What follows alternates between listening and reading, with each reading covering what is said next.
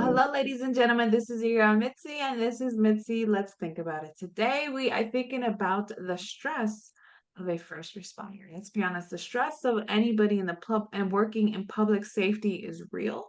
And luckily for me, I have an individual who knows firsthand the experience of working in public safety and knows the real stresses of it. Barry, thank you so much for coming on my show. How are you doing today?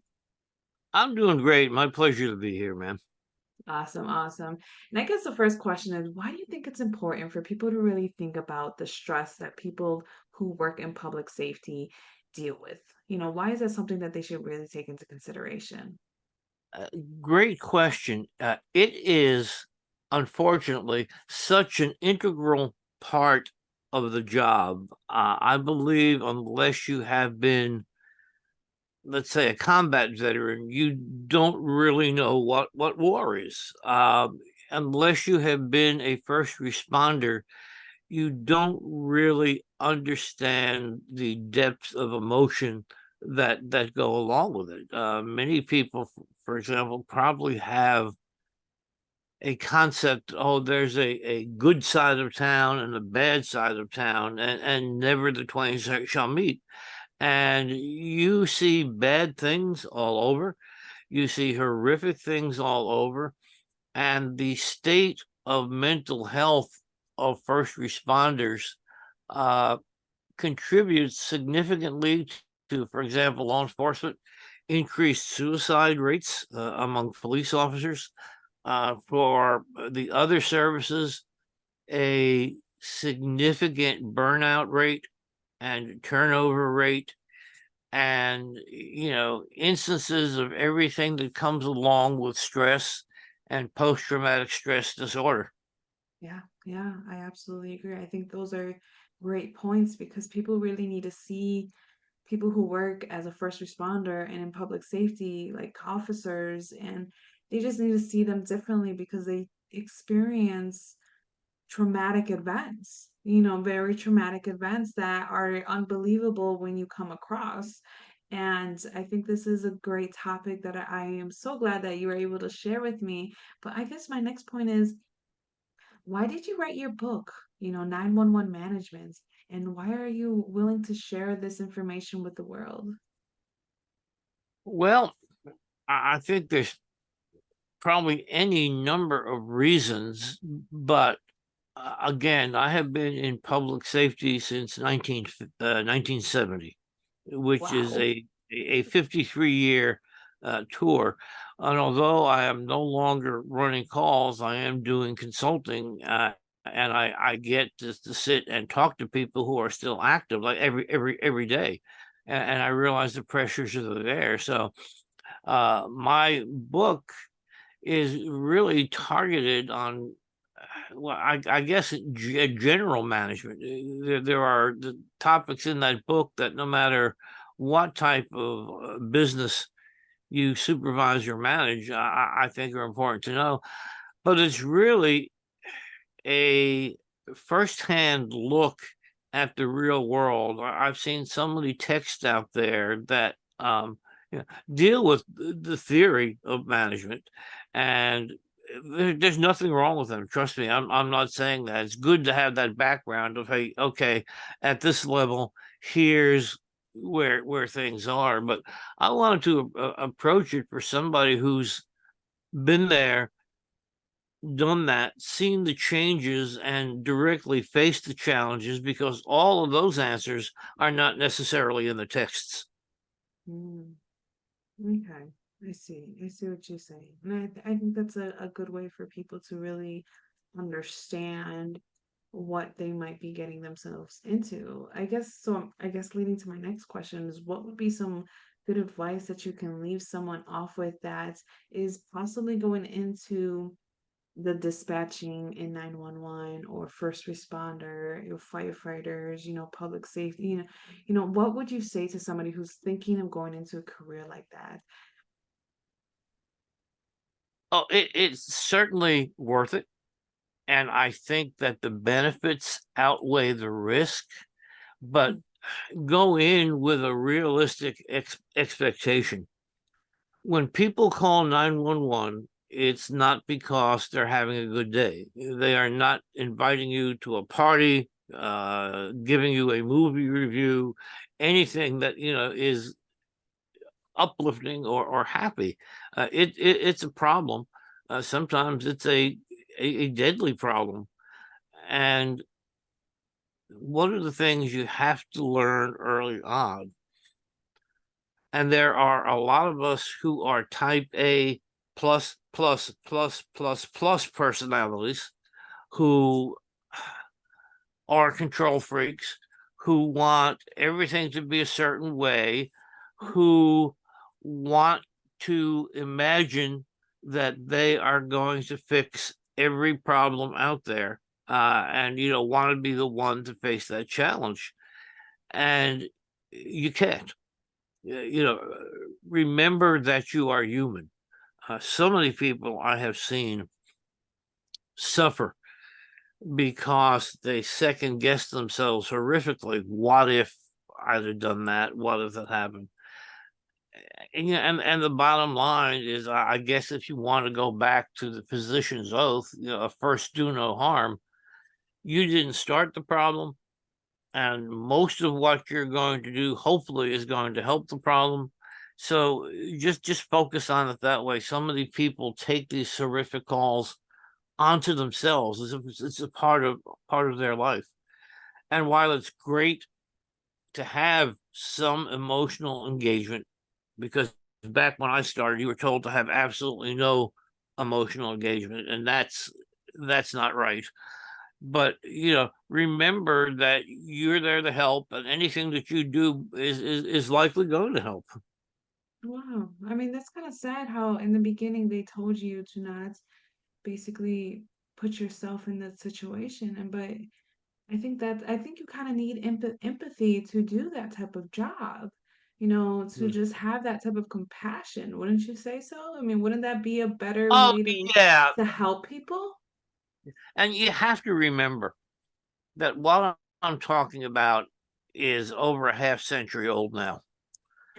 The concept of mental health, and I will say to you that the mental health crisis in this country and the availability at street level of mental health care is the single biggest driver to calls at 911.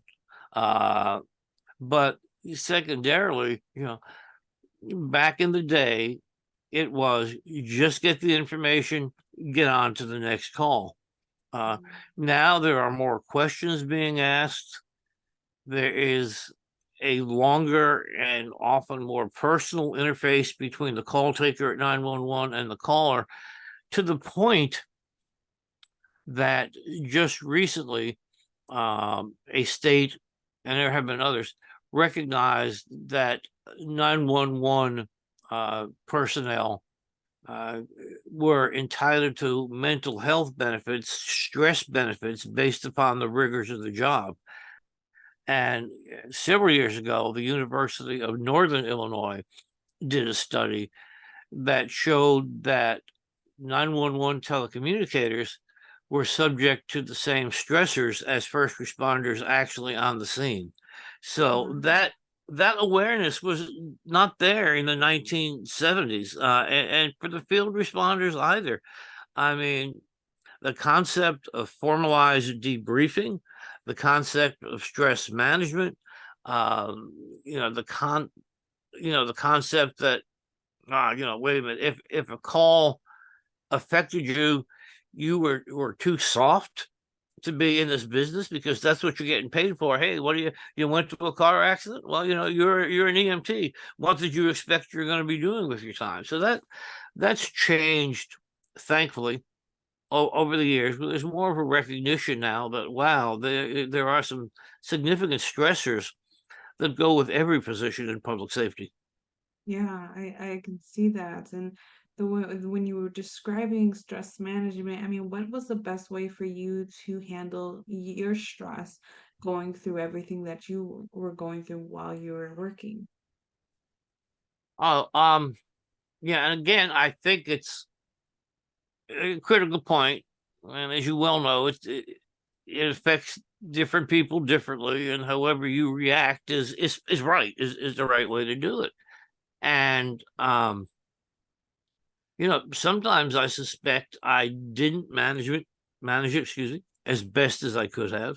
I responded to a major incident back in 1972, and last year on the 50th anniversary of it, because there was, I think, fueled by there was so much press coverage of it back in the local press where I am from, originally in New York, that I wound up getting counseling because it 50 years later was as clear as it was, when it happened.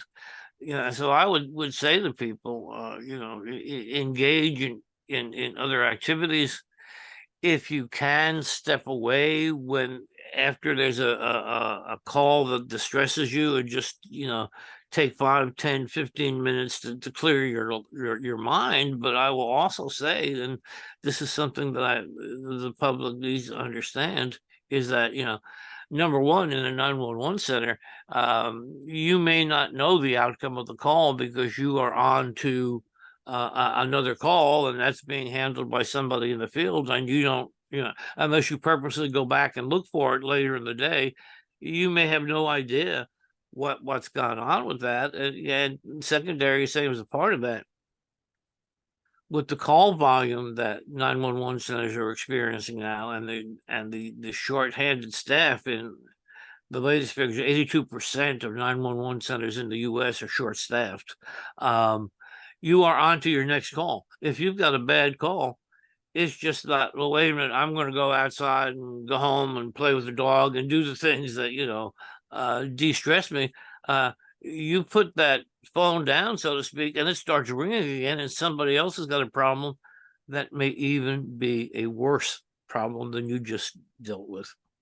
Yeah, I feel like you really have to have thick skin when doing that because I've heard in certain places, because my sister was a sheriff and they offered for her to join the dispatch team, and she was just like, no. I was there one day shadowing and it was just so overwhelming and stressful. Like I was feeling the stress for the people who were taking the calls because each call was different. Some, yeah, it was simple, no problem, 1, 2, 3, it's handled. Others were very traumatic, just hearing the person on the phone screaming, crying, yelling. I mean, goodness, like the emotions that she felt. She was like, it took the most out of me. I felt like I had to sleep a whole day just to rejuvenate. And I'm just like, that's hard. It is a hard thing to go through. And you raise a great point. As a 911 director, I always wanted applicants to come in and sit for a shift in the center.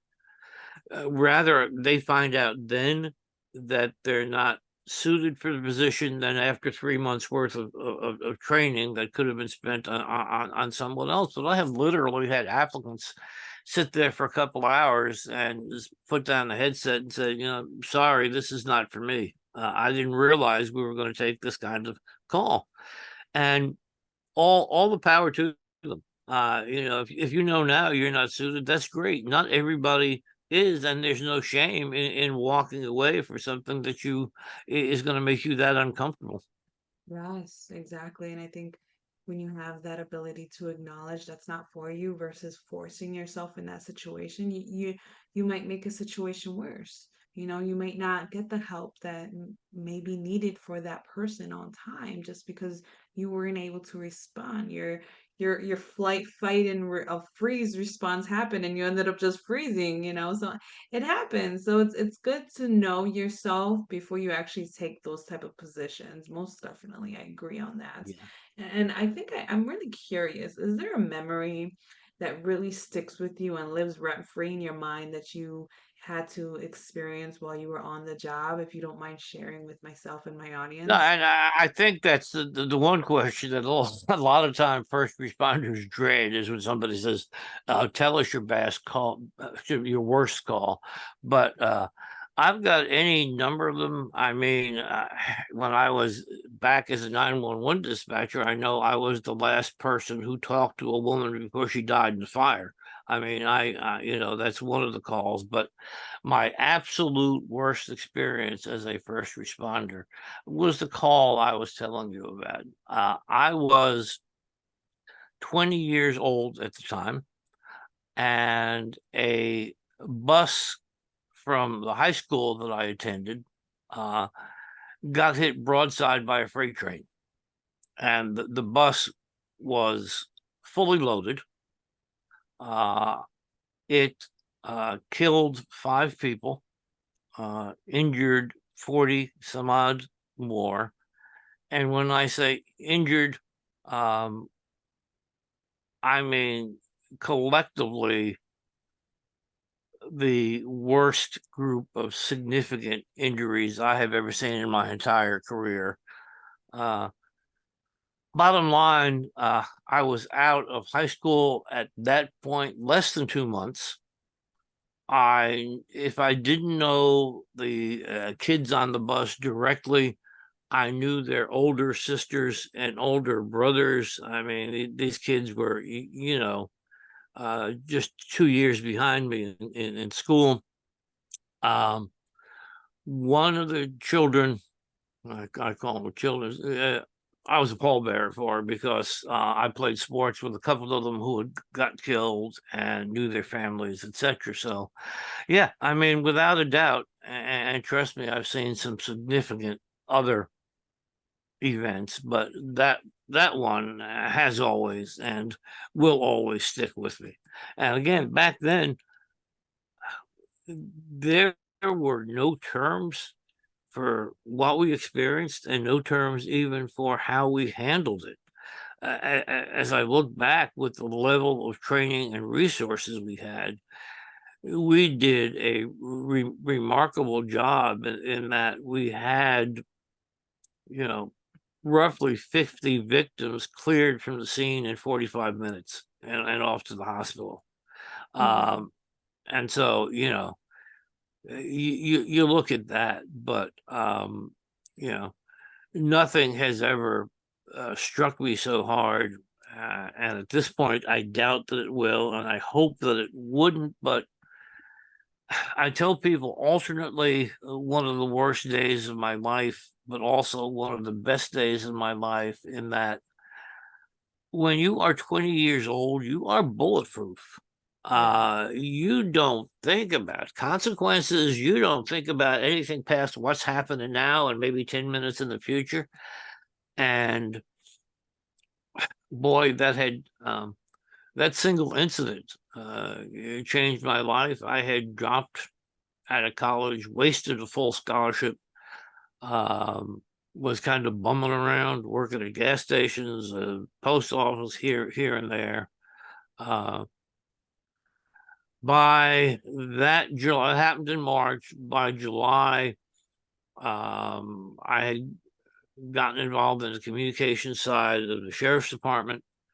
I went back to school part time on my own ticket, got the degree, and that's really what has led me down the road in my career, which was a combination of being a fire officer in 3 different states and a 911 director in 4. And I don't know without that particular incident whether or not that would have happened.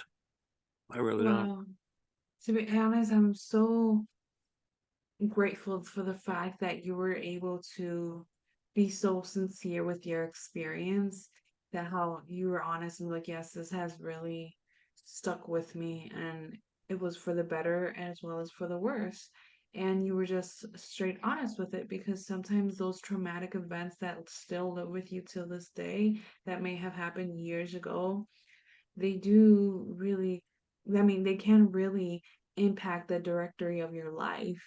And depending on how you see it, determines the direction that you can go into. I mean, you could have spiraled down, and your life could have been way worse, if you didn't switch your frame of mind and your thinking. So it's really nice to see that it didn't spiral you into the point where you didn't stay in this field, you know, because you could have changed directly. I mean, you even said it. You were working in gas stations, you dropped out of college, you know. I mean, it still impacted you. However, it didn't change the fact that you didn't want to help people anymore.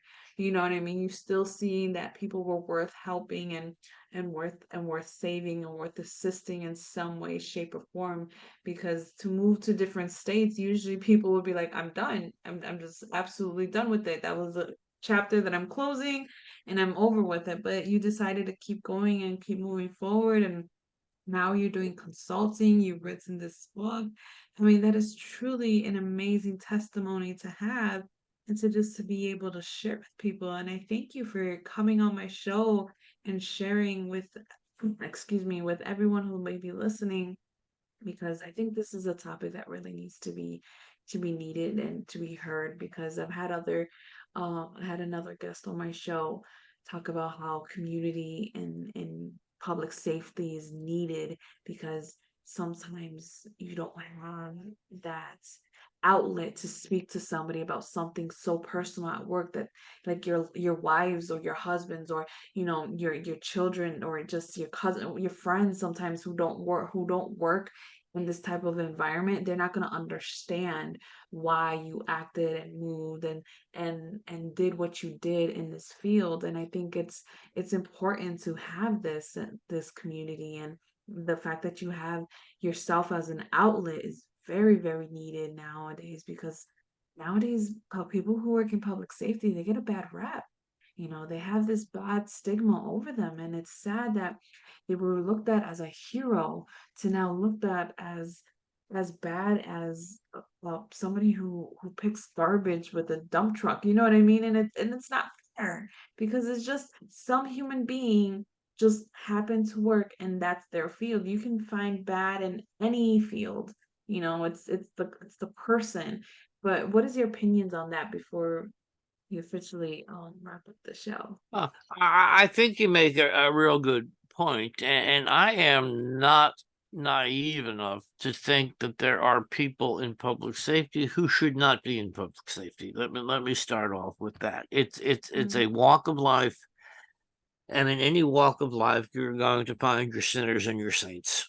Uh, Yes. a lot of what we do is very, very public, either by video or audio, or is on the news 10 seconds with it after it happening, and sometimes not necessarily favorably edited. When you take a look at the entire story, one of the things that I have found is that, especially in the 911 side, you get guilt from association. If there is a story published that it was a bad 911 call, most people don't go any further than hearing 911 and immediately assuming it's their local 911 center. Mhm. Um, I received a complaint about one of my folks once who coughed while she was on the phone and excused herself. I mean, she's talking all day. She coughs, and somebody called. Oh, she laughed at me, this, that, and the other thing. And I played back the tape, and it wasn't, but it came right on the heels of a terribly mishandled 911 call somewhere else. So people immediately, it happens to police and everybody else immediately. Oh my God, I saw, this Rodney King incident. Oh, all police officers are that way. Oh my God, it happens with 911 too. And I would just say to the people who are close to the people in these helping professions is to understand what they go through. Uh, you don't necessarily need to be the counselor, the all hearing ear, because there are things that I would never share with my loved ones, just just because. But Yeah. there's kind of a need for understanding that, hey, yeah, mistakes are going to be made. There's going to be bad people everywhere, but overall, you don't have to look too hard to see the good that comes from it. Absolutely, yeah. Most definitely. Thank you. Those are great words. This has been such a great conversation. Thank you so much, Barry, because you truly gave me something to think about and to continue to think about and truly give more appreciation to individuals who are behind the calls and behind the phone and just who are there just trying to just help, because that's all that you're really trying to do is trying to find a way to get you help that you may need.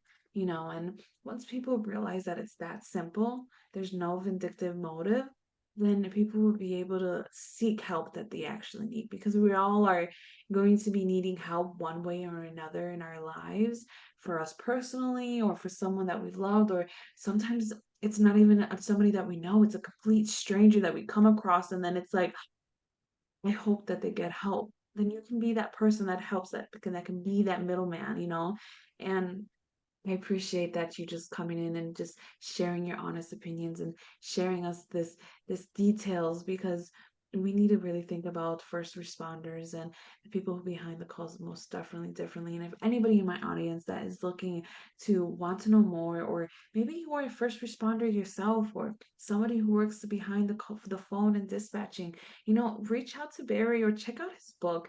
I was checking out his website and he really has some great content and great information, excuse me, for anybody who is needing to know more, just needing an outlet outside of their little circle that may be feeling alone and isolated because of what they do. This is a great way to feel like I'm not alone in this and I don't have to be alone in this. So go check out his website. I have his lovely photo on my website. Just click on there and it goes directly to his website. You can find everything more about Barry. But that's it. That's our show, y'all. Thank you again so much for coming on my show, Barry. You've been such a delight. And anybody, honestly, always, always, always, always keep thinking, y'all. Bye.